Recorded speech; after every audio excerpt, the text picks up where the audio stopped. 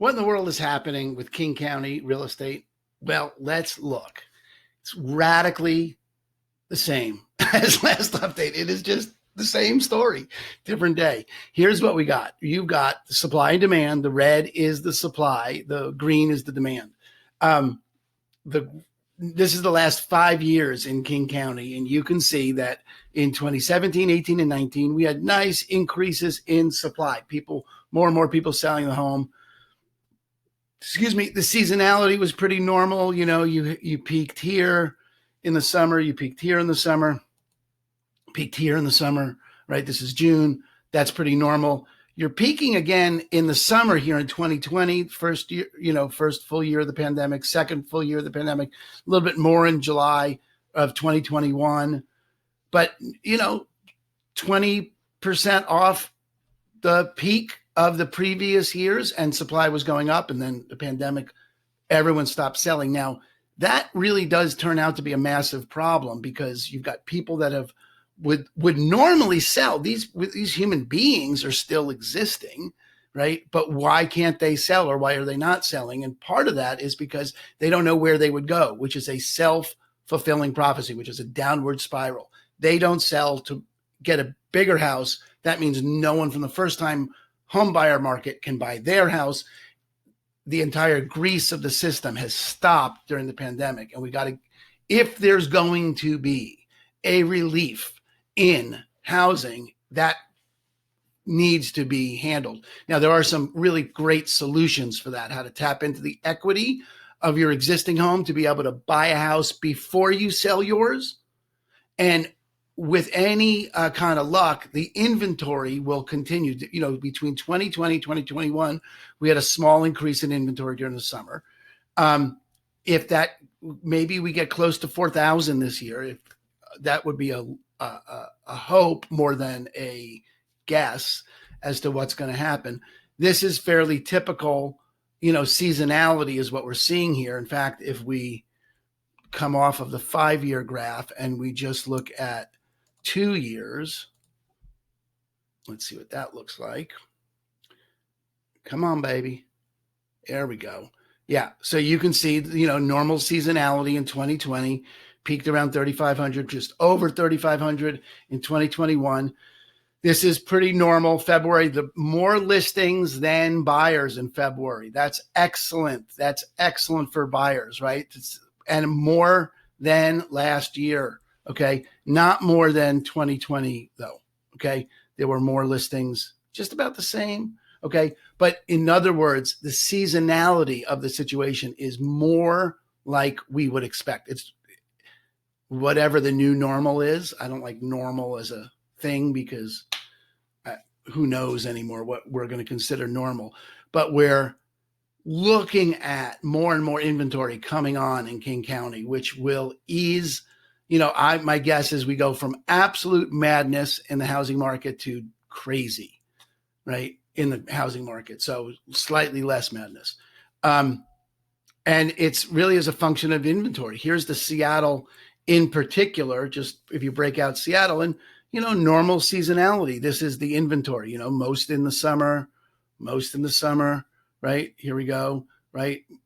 This is the time when you get the best opportunity to buy is in after the summer when all that extra inventory is on. You can buy it. Why people wait for the summer to sell is crazy because this happens every year. Now, right now we're at the lows keep getting lower and the highs keep getting lower is the problem that we've had. So if we can turn that around, there's some hope for home buyers. In any event, we'll see what interest rates do. We'll see how that impacts it. See how the war pans out. Those kinds of things absolutely can make a difference. But until there are more sellers in the market, there's very little that you could anticipate would make a difference in housing prices. Okay. Maybe housing prices level off, but until there's more sellers, that supply and demand thing is a big deal and it's the driver in the market. So this is not complicated. This is just literally a function of not enough inventory. If you're looking to tap into the equity of your existing home so that you can buy before you sell, because very difficult to sell and hope you're going to be able to buy. And you're not going to be able to buy on a contingent basis. So you need to tap that equity in your home. Luckily, your equity in your home has doubled, almost definitely doubled since you purchased it, probably more than that. You can do that and still buy with a bridge loan. And I've got great lenders, multiple programs, different solutions for every situation that can help you, in fact, do that. So if that is your boat, right, let me know. I'd be happy to help you get out of that boat. Or any questions about the market, let me know. Okay. Aaron Hendon, Christine Company over at EXP. Talk to you soon. What in the world is happening with Kitsap County real estate? Let's check it out. This is super interesting, especially compared to the other updates, the other counties in the area. This is a fairly unique situation, partly explained because you have Bainbridge rolled in with Kitsap, some of Bainbridge anyway, rolled in with Kitsap, and the hinterlands of Kitsap County are slower than the other counties that I measure. Meantime, here's what's standard: supply and demand. Okay, red is the supply, the houses that came to market any given month, and the green is the demand, houses that came off the market any given month. What's interesting here is, compared to the other counties for sure, is 2017, 18, and 19, fairly typical kinds of years. Houses came about the same number of houses, same seasonality in the summer, blah, blah, blah. Demand fairly steady, slightly declining. Then you see the pandemic, 2020, inventory went away, people stopped selling everything, but people didn't stop buying. So they bought up all that excess inventory, right? Leaving nothing in the market. But then in last year, inventory came back to what had been relatively normal. Now, at the end of the year, it slowed down again a little bit more than what had been normal. And there was still pent up demand. So prices kept going and it didn't get radically easier. But it does leave one thinking that maybe this year will be a quote unquote normal year for buyers. The market will be a seller's market. It'll be crazy, but it won't be madness, right? Now, if you break it down between Bremerton and Bainbridge, you see something interesting. Bremerton got hotter. Well, and you could start debating why, right? Especially when you compare it to Bainbridge. But overall, it became more of a seller's market in Bremerton February compared to January, and still strong. Median prices at 539, median days of market 7, like that. But now watch Bainbridge. Bainbridge eased off a little bit in terms of being a seller's market. Now that could have to do with the median prices at 1.8, and we're now approaching what is a price-driven ceiling. It's not a demand-driven ceiling, but there is a limit to what people can in fact afford, and that may in fact be what's happening there in Bainbridge. That the market action is slowing down. Could be because there's less inventory. Could be because we're reaching a peak in available prices. Let's just look at the inventory segments. Okay, very few homes available, so things are still going quickly, but there's so few homes that it's hard to measure it as a strong seller's market. If we look at Bremerton, same deal. Let's look at the inventory. Yep. Okay. So much more seasonal in Bremerton, much more going to slow down. You're going to be more houses come the spring. Bainbridge, not so much. There's not going to, you can't count on it. We'll see what the real market does. But if you're looking on Bainbridge, this is partly why it's so impossible to buy, because there's just no houses, and it's been that way a straight, good straight shot down for the last 3 years. When you compare it to other markets, you can see there's generally an increase in the spring. It eases that pent up demand. There's been no easing of pent up demand on Bainbridge. So houses are still flying off at an enormously fast rate on Bainbridge. So if you have questions about your situation, let me know. I'd love to talk to you about it. Love to help you with that. Let me know what I can do for you. Aaron Hendon over at Christine Company at eXp Realty. Talk to you soon. What in the world is happening with Pierce County real estate? Let's check it out. Here we go. It is madness in the housing market. This is the last 5 years, supply and demand. It's the red is the supply, the houses that came to market any given month. The green is the demand, and it tells a very clear story. You can see 2017, 18, and 19, super, whatever normal you want to call it, right? Really predictable. Peaks of around 2,300 houses over the summers. Demand was around 1,500. Housing prices were, steady, going up. It's still a very strong seller's market. Prices going up. Demand went down slightly in 2019, but then all of a sudden we come across the pandemic in the spring of 2020, and now everyone stops selling. Demand stays the same. People stop selling. Prices go nuts. It has been that way for the last 2 years. Now, 2021 had more inventory than 2020, right? You can see that here, that your red, the houses available, came to market a little bit more, but nothing like the pre-pandemic years. And that means you've got a pent-up demand of buyers because the buyers never went away, which is what's driving the prices right now, is that unless people can figure out how to sell their places, because look, the human beings that were selling their houses in 2017, 18, 19, that's not like nothing radical has changed with that, except they've stopped selling. It's not like people went away. They've stopped selling. So in order to get those people, what they had been doing is selling their home and buying a new home and that kind of thing. They got to tap into the equity of their existing home because A, they cannot buy a home contingent upon the sale of their home. No one will take a contingent offer these days. Why would they? They have multiple cash offers. And second is you can't sell your house and then hope to find a new place in 30 days because there's not enough inventory. You got to be able to go buy your house, move in, then sell your house. And there are multiple solutions for being able to tap into that equity, which is almost undoubtedly double what it was when you purchased it. I mean, it's gone up 40% in 2 years. So there's very little chance you don't have the equity to do it, but people don't understand how that works. Happy to help you with that if you have any questions about that. But right now, what you're talking about is a very, very limited amount of inventory. Now, what's predictable, let's just shrink this down for a second and look at, let's just say, the last 2 years in Pierce County. Come on, buddy. There we go. Okay. So you can see something like normal seasonality housing inventory going up in the spring. Everyone says, oh, so in the spring it's better, which is crazy because everyone says that. So there's more houses. There's less opportunity for a bidding war. From a seller's perspective, it's not, you'd be much better off waiting till after everyone else sells or before anyone else sells. But in the meantime, what you've got is predictable inventory. And look, here's February.